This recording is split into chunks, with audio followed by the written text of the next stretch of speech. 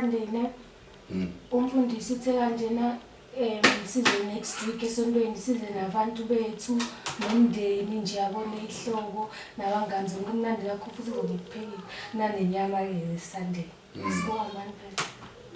Ufuna sambe ufuna manami. So kumnandi azoenjoy ngitshela yabo nje mesiphindela futhi ngelinye isonto zobusuku wena ozongivisa ekuseni hey vuka sesontweni. Mana ngicela ufike utshela uMfundisi wakho ngithe Fuseg.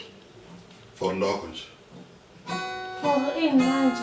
Yazi into engidida kakhulu ukuthi bona labafundisi bakho benu nganxanye kuthiwa uJesu usezulwini wasilungisela indawo ezulwini kunama room amaningi akurentwa akhorenti akuthengwa gas akholwe shedding nganxanye kuthiwa thina silinda uJesu ngapha esontweni phinde kuthiwe ngapha uJesu wafa efela izono zethu phinde kuthiwe nganxanye futhi thina ngeke silibone izulu ngenxa yezono zethu kahle wafela nomuntu.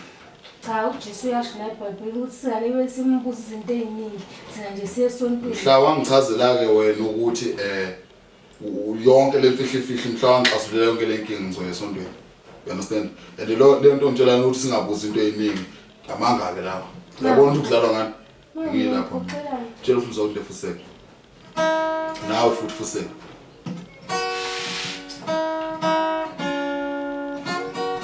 Yamzona umuntu othanda umphazamisi. Uyangizwa lana ngenza national anthem.